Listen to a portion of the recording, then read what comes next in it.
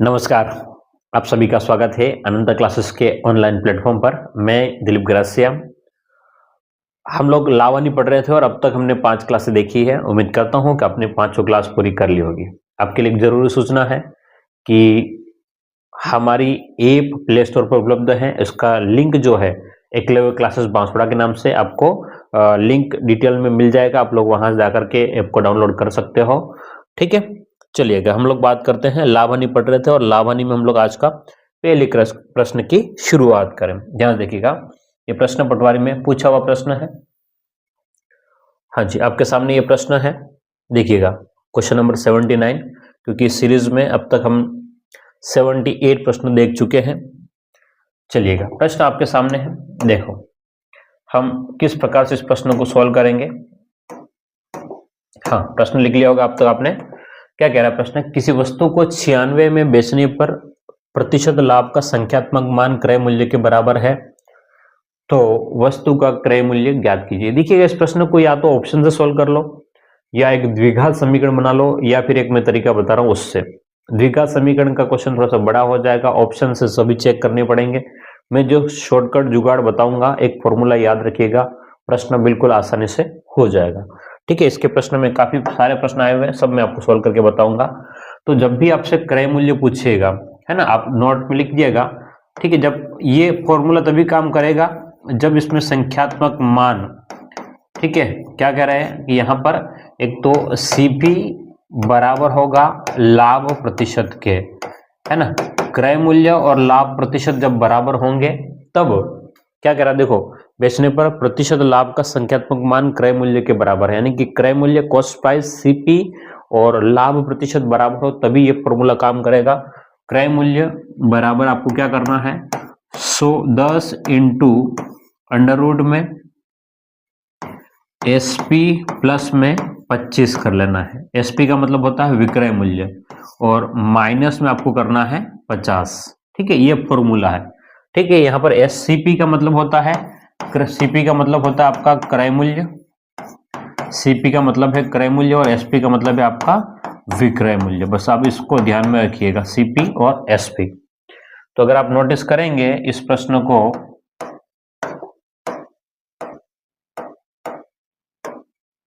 हाँ देखिएगा, तो क्या कह रहा है कि किसी वस्तु का 96 में बेचने पर, यानी कि विक्रय मूल्य यहाँ पर 96 है, तो हम इसको सोल्व करेंगे। 10 इंटू अंडर रूट में 96 प्लस में 25, और जो कुछ भी आएगा उसमें से 50 हम लोग घटा देंगे। तो 96 में 25 जोड़ेंगे तो 121। तो 10 इंटू 121 का वर्गमूल माइनस में 50, तो 121 का वर्गमूल होता है 11। तो 10 इंटू 11 माइनस 50, तो 110 माइनस 50, तो आपके पास में आंसर बनेगा 60 बनेगा आंसर। ठीक है, इसका आंसर क्या बनेगा आपका 60 रहेगा। बिल्कुल एक फॉर्मूला है, सिंपल सा फॉर्मूला आपको याद रखना है, बस ये फॉर्मूला है। ठीक है, बड़ा आसान सा है, कोई बहुत तामझाम नहीं करना है इस फॉर्मूले में। इतना फॉर्मूला अगर आपने याद रखा आपका काम हो जाएगा। ठीक है, इतना सा फॉर्मूला अगर आप याद रखेंगे आपका काम हो जाएगा। तो ऑप्शन कौन सा हो जाएगा, ऑप्शन ए जो है आपका एकदम करेक्ट आंसर हो जाएगा। क्लियर है, 10 इंटू एसपी प्लस 50, 25 माइनस में 50। चलिएगा अगले प्रश्न की बात करें, ध्यान से नोटिस कीजिएगा इस प्रश्न को।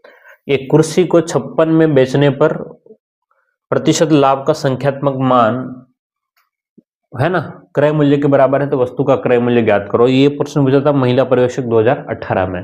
तो इस प्रश्न को सोल्व करने के लिए देखिए कि ध्यान से हम लोग क्या करेंगे। अभी हमने बात करी थी कि आपको जब भी क्रय मूल्य पूछे, हमें जब भी क्रय मूल्य पूछा जाए, है ना, क्रय मूल्य बराबर हो जाएगा आपके पास में 10 इंटू अंडर रूट में एसपी प्लस में 25 और माइनस में 50 कर लेंगे। तो 10 इंटू अंडर रूट में विक्रय मूल्य, विक्रय मूल्य कितना है 56 में 25 जोड़ लो, और उसमें से कितना घटा लो 50 घटा ले, तो 56 और 25 अगर आप देखेंगे तो 81, है ना। तो 10 इंटू 81 का वर्गमूल और माइनस में 50, तो इसको सोल्व कर लेंगे। 81 का वर्गमूल 9, 9 इंटू 10 90, तो 90 माइनस 50 बराबर आपका आंसर बनेगा 40। ठीक है, तो 40 ऑप्शन बी आपका करेक्ट हो जाएगा।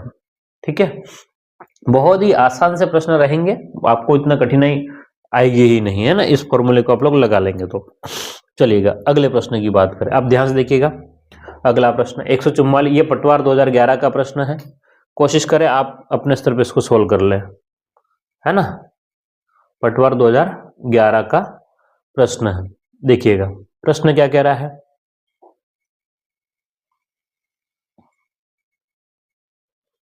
हाँ, ये प्रश्न है, एक घड़ी 144 में बेची गई, यदि लाभ की प्रतिशतता का संख्यात्मक रूप उसके क्रय मूल्य के बराबर है, तो प्रश्न ये कह रहा है कि क्रय मूल्य ज्ञात कीजिएगा। ठीक है, तो सिंपल सा प्रश्न है। वैसे अगर आप देखेंगे, नोटिस करेंगे तो क्या कह रहा है कि भाई 144 में बेची गई, तो हमको क्या करना है कि 10 इंटू अंडर रूट के अंदर 144 प्लस में 25 करना है और उसमें से माइनस कर लेना है हमको 50। तो हम अगर सोल्व करें तो 10 इंटू 144 में 25 जोड़ेंगे तो 169 का वर्गमूल माइनस में 50, तो 170 का मतलब 169 का वर्गमूल कितना हो गया 13, तो 10 इंटू 13 माइनस में 50, तो 13 इंटू 10 130, 130 और माइनस का 50, तो आपके पास बनेगा 80। बोलो कितना बन जाएगा, 80 बन जाएगा। ठीक, तो सीधा सा प्रश्न था। ये आपके पास में फॉर्मूला है, इस फॉर्मूले को आप लगाते जाइए और प्रश्न आपका सॉल्व होते जाएगा। थकान सी लग रही है, चलिएगा। हाँ, ये प्रश्न लिख लीजिएगा, फिर आगे बढ़ते हैं।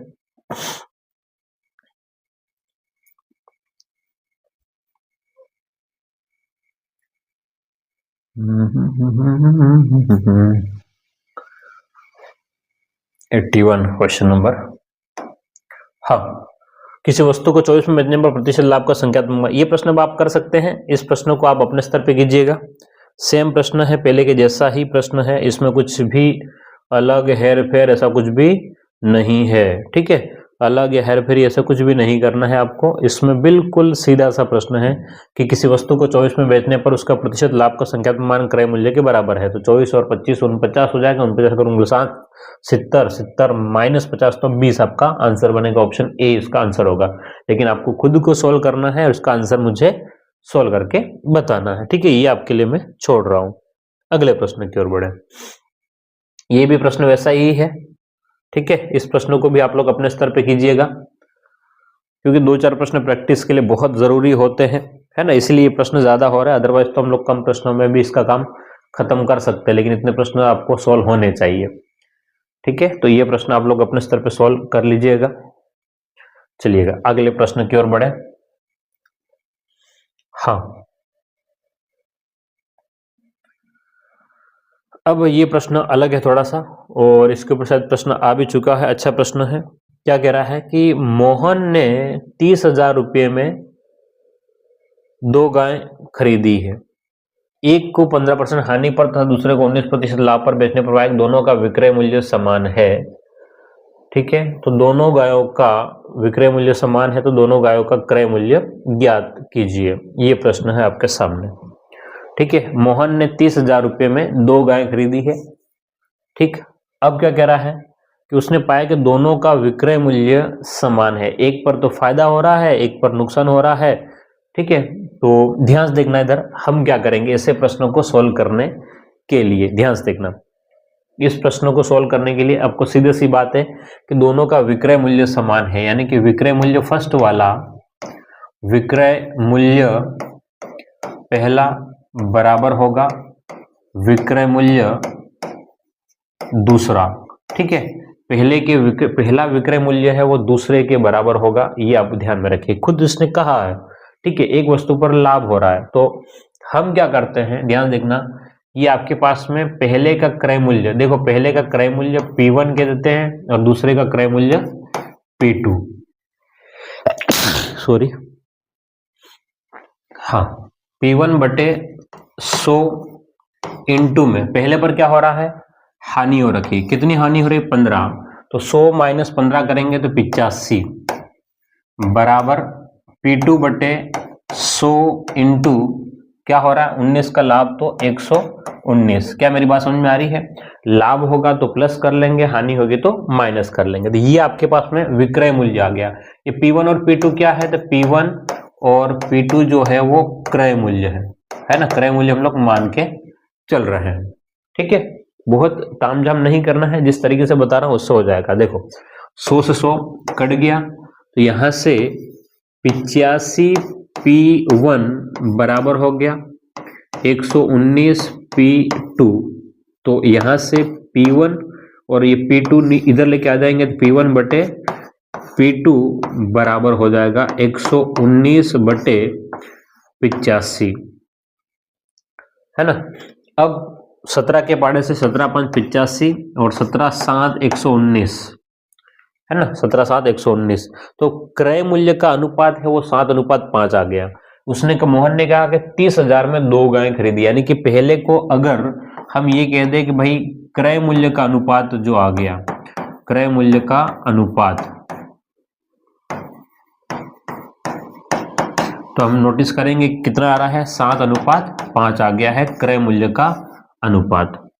ये कह रहा है कि भाई पहले को, अब बात को समझना है कि दोनों को 30 में खरीदा और हमको लग रहा है कि पहले को 7 और दूसरे को 5, तो दोनों को कितने 12 में, तो 30,000 बटे में 12 इंटू पहला निकालना है तो 7 का गुणा और दूसरा निकालना है तो 30,000 बटे 12 इंटू में 5, ठीक, 6 दूने 12, 6 पंच 30, 0 0 0, 2 से और कट जाएगा कितनी बार 25 बार, है ना, और आपके पास में यहाँ पर कितना हो गया 2500, तो 25 इंटू 7, तो 6 बार 150 और 175 और डबल 0, तो 17,500 पहली वस्तु का कीमत है 17,500, ठीक है, तो 17,500 वाला पहला ही ऑप्शन है आपके पास में। दूसरी वस्तु का कीमत निकालना हो तो ये 2500 हो जाएगा, तो 2500 इंटू में 5 कर लेंगे, 2500 इंटू में 5, तो आपके पास में कितना हो जाएगा 12,500 हो जाएगा। ठीक है, तो ये आपके पास में प्रश्न का आंसर बनेगा। बढ़िया प्रश्न था, थोड़ा सा अच्छे लेवल का प्रश्न है, ठीक है, लेकिन आजकल ऐसे प्रश्न चल रहे हैं तो आपको सीखना पड़ेगा।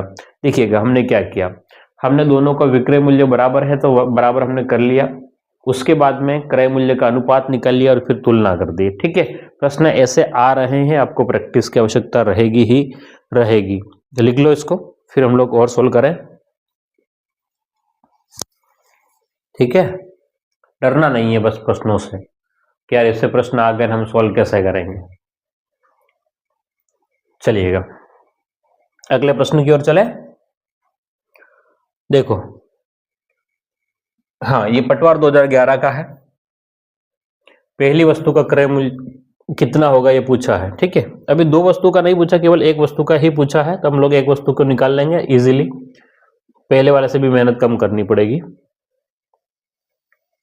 हाँ, एक आदमी 1600 में दो वस्तुएं खरीदता है, एक वस्तु पर 25% का लाभ और दूसरी वस्तु पर 25% की हानि पर बेचता है। तो देखो ध्यान से, आपके पास में दोनों का विक्रय मूल्य बराबर है, तो विक्रय मूल्य फर्स्ट वाला बराबर है विक्रय मूल्य सेकंड से, विक्रय मूल्य सेकंड, विक्रय मूल्य एक जो है वो बराबर है विक्रय मूल्य 2 के। ठीक है, अब क्या कह रहा है कि एक पर लाभ पर बेचता है, तो P1 बटे 100 इंटू 125 बराबर P2 बटे 100 इंटू हानि तो 75, तो ये 100 से 100 कट गया, 25 के पहाड़े से 5 बार और 25 के पहाड़े से 3 बार, तो 5 P1 बराबर है 3 P2, तो P1 बटे P2 P1 और ये नीचे आ जाएगा P1 बटे P2 बराबर 3/5। तो दोनों ही अनुपात आ गए, क्रय मूल्य का अनुपात आ गया 3/5। उसने क्या 1600 दोनों वस्तुओं को खरीदता है, तो 1600 बटे 3 और 5 कितना हो गया 8। इनटू में पहली वस्तु की कीमत निकालनी है 3 का गुणा, दूसरी वस्तु है ना, पहली वस्तु की कीमत तो ये निकल के आ जाएगा, दूसरी वस्तु की कीमत अगर आपको निकालना दूसरा CP, तो 1600 बटे में 8 इंटू में 5, तो 8 दूनी 16, 0 0, 3 दूनी 6, तो ये आपके पास में 600 बन जाएगा पहला का, 8 2 0 0 1000 दूसरे का बन जाएगा। क्लियर है? तो 600 और 1000 आपका आंसर बन जाएगा, 600 और 1000। तो क्या कह रहा है कि दोनों का विक्रय मूल्य, तो पहली वस्तु का कितना हो जाएगा 600 हो जाएगा, पहली वस्तु का कितना हो जाएगा तो 600, दूसरी वस्तु का कितना होगा तो 1000 होगा। क्लियर है? चलिएगा लिख लीजिएगा इसको, ये पटवार में पूछा हुआ प्रश्न है आपके सामने, और बढ़िया प्रश्न था जो हमने सॉल्व कर दिया है। ठीक है, एग्जाम के हिसाब से भी अच्छा क्वेश्चन था हमारे लिए। हाँ जी, यही प्रश्न सेम प्रश्न है, वही जिससे शुरुआत में किया था। ठीक है, इस प्रश्न को मैं आपके लिए केवल जमा देता हूं, आप लोग सॉल्व कर सकते हैं इसको, या मैं ही करवाता हूं। चलो मैं ही करवाता हूं, आप फिर बोलेंगे सर आपने करवाया नहीं।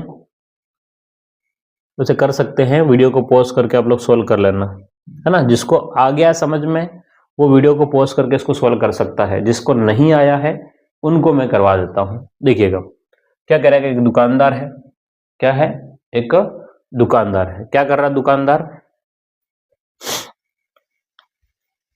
Just 1 minute.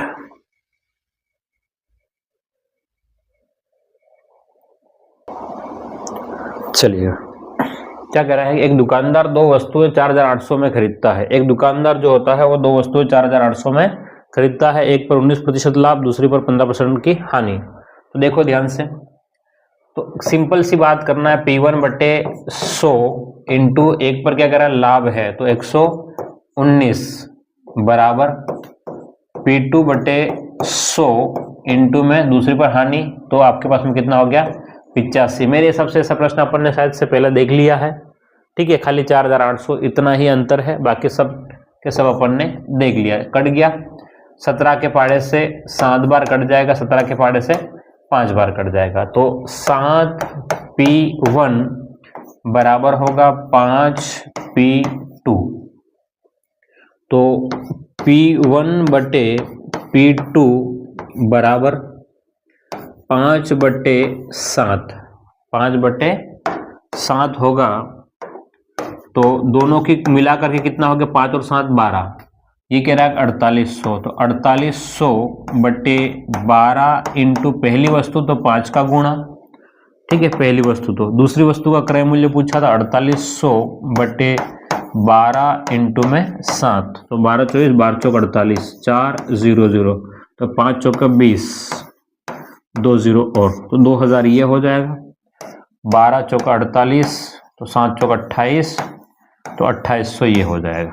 ठीक, तो आपका आंसर बन जाएगा 2000 और 2800। ऑप्शन बी एकदम, सॉरी ए करेक्ट हो जाएगा। ठीक है, कौन सा करेक्ट हो जाएगा, ए करेक्ट हो जाएगा। ठीक, तो बड़े आसान से प्रश्न हैं, इतने टफ नहीं है, बस आपको देखना पड़ेगा कंसेप्ट किस प्रकार से ये सोल्व हो रहा है। लिख लो इसको, फिर आगे बढ़े अगले प्रश्न की ओर।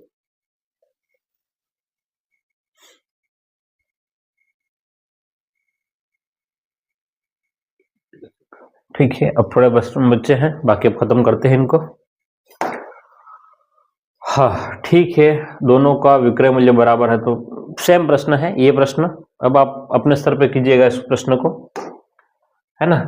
वैसा ही प्रश्न है, अब इस प्रश्न को मैं नहीं करवाऊंगा क्योंकि लगभग उसी प्रकार का प्रश्न है, आप खुद कीजिएगा। चलो क्या कह रहा है, एक वस्तु पर लाभ है दूसरे पर हानि, तो विक्रय मूल्य समान है, पहले वस्तु का क्रय मूल्य। ठीक है, ये प्रश्न भी उसी प्रकार से ऑलमोस्ट ये हो गया आपका। ठीक है, चलो कुछ एक्स्ट्रा हो तो और देख लेते हैं, बाकी तो खत्म करेंगे इसको। ठीक है,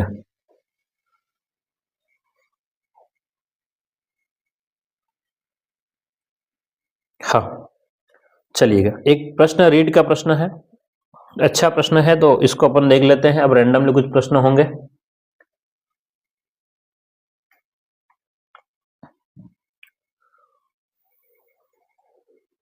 क्या कह रहा है कि एक व्यक्ति एक्स ने 100 रुपए की वस्तु को 10% की हानि से वाई को बेच देता है। ठीक है, देखो पहला व्यक्ति जो है वो 100 रुपए की वस्तु की कीमत, सीपी कितने है पहले वस्तु के पास में, पहले के लिए सीपी कितना है 100 है उसने।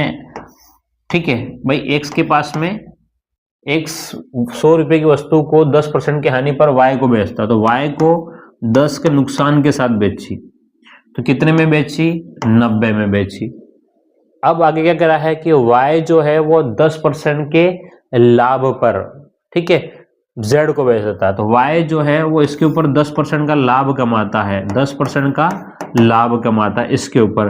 तो 90 का 10% कितना बनेगा, तो 9 बनेगा, तो 99 में z को बेच दिया। तो किस मूल्य पर z को बेचा, तो z को बेच दिया 99 पर बेच दिया। बोलो किस पे बेच दिया, 99 पर। भाई 100 रुपये वस्तु कीमत थी, 100 से 10 के नुकसान 90 में बेची, 90 का 10% कितना हो जाएगा 9, यानी कि 100 की 90 की वस्तु को कितने में बेचना पड़ेगा 99 में बेचना पड़ेगा। ठीक है, तो ये पूछा हुआ प्रश्न है। ओके ठीक है, हाँ तो वैसा ही प्रश्न ये रहा। ठीक है, क्या कह रहा है प्रश्न, ध्यान देखिएगा, वैसा ही प्रश्न लगभग डिट्टो कॉपी पेस्ट की तरह ही चल रहा है।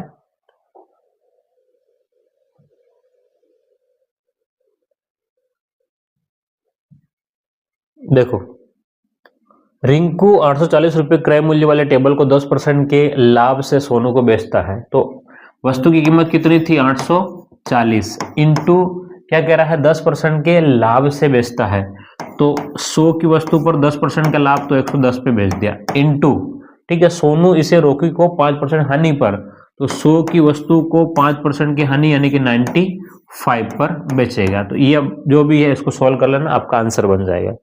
तो देखो 2 जीरो ये वाले इन 2 जीरो से कट गए। ठीक है, अब बाकी आप गुणा करके इसको सॉल्व करना है, जो भी आंसर बनेगा ध्यान देखिएगा। अब आपके पास में आंसर जो बनेगा वो क्या बनेगा। ठीक है, इंटरेस्टिंग तो ये है कि इनमें से कुछ ना कुछ बनेगा, लेकिन गुणा कौन करेगा, है ना, गुणा कौन करेगा, क्योंकि यहाँ पर 84 है एक, तो देखो एक तो 84 है इंटू 11 इंटू 95 अपोन में कितना है 100 सॉरी, देखिएगा यहां गुणा करना मुश्किल है, लेकिन हम लोग इसको डिजिट सम कंसेप्ट यूज करेंगे। तो 8 और 4, देखिएगा 8 और 4 कितने हो गए 12, 12 का टोटल कितना हो गया 3 और ये आपके इसका डिजिट सम, ध्यान समझिएगा, इसको डिजिट सम कंसेप्ट यूज कर रहा हूं मैं, तो इसका टोटल हो गया 3। क्यों 3, 8 और 4 12, तो टोटल 3 हो गया, इंटू में 11 और 1 और 1 कितना हो गया 2, ये हो गया। अब 9 और 5 ध्यान देखिएगा 10 और 14 यानी टोटल 5 हो गया। तो अगर आप गुणा करेंगे, है ना, इनका गुणा करेंगे 3 आपके पास में, ध्यान देखिएगा 3 दूने 6, 6 पंच 30, तो टोटल बन रहा है आपके पास में 3 बन रहा है डिजिट सम। कितना बन रहा है डिजिट सम 3। तो कौन सा हो सकता है, ठीक है, कौन सा हो सकता है जिसमें टोटल 3 हो, वो ध्यान देखिएगा, जिसका टोटल 3 हो वो सकता है। फिर हम चेक कर लेंगे कि सच में है कि नहीं है, ध्यान देखना जब 8 और 7, 8 और 7 कितना हो गया 15, 15 और 7, 15 और 7 कितना हो गया 22, 22 का टोटल कितना हो गया 2 और 2 4 हो गया, 4 और 8 12, 12, 12 का मतलब कितना हो गया आपके पास में 12 यानी कि 3, टोटल 3 है, तो संभावना है कि ये हो सकता है। अभी भी हम लोग आगे बढ़ेंगे, देखो ध्यान से 8 और 3 11, 11 और 7 18, 18 का मतलब 9, 9 और ये आपके पास में 8, तो ये तो नहीं होगा। ठीक है, 7 7 14 15, ये भी नहीं होगा, और 9 कट गया 6, तो ये भी नहीं होगा। तो ऑप्शन ए आपका करेक्ट है, ऑप्शन ए आपका एकदम करेक्ट है। हमने कैसे किया, बिना गुणे के भी हमने सोल्व किया। अब हम चेक करें नहीं है क्या हमने सही किया है कि नहीं किया, क्या डिजिट सम सही में काम करता है कि नहीं करता है। ठीक है, तो अब हम समझने के लिए रफ काम करके मैं आपको बता रहा हूं कि भाई बिना गुणा किए भी हम प्रश्न सॉल्व किए हैं डिजिट सम कंसेप्ट लगा करके। बाकी मैं आपको गुणा बताता हूं कि क्या हो रहा है। तो देखो अगर आप लोग 84 का गुणा कर लेंगे 95 में, ठीक है, या 84 का 95 में गुणा तो कर लें तो कितना बन जाएगा, देखो ध्यान से, 5 चौक 20 का है ना, हासिल 2, 8 पंच 40 और 2 42, 420 इंटू 36 का 6 हासिल 3 और 8 9 72 और 3 कितना हो गया 75। तो 0 8 है ना 9 और 7, उसमें फिर से 11 का गुणा है, तो 0 81 का 8 हासिल 8, 11 99 99 और 7 कितना 107, ठीक है, हासिल 10 77 और 87, तो 8 7, ठीक है, तो ये आंसर बन रहा है 877.80 और नीचे 100 का भाग, तो ये आपका आंसर बनेगा। क्लियर है। वैसे डिजिट सम से भी हम लोग सॉल्व कर सकते हैं, कंसेप्ट वो भी लगा करके, आपको जो कैलकुलेशन इजी लगे उससे आपको सॉल्व करना है। ठीक, चलिएगा इसको लिख ले, फिर आगे बढ़ते हैं अगले प्रश्न की ओर।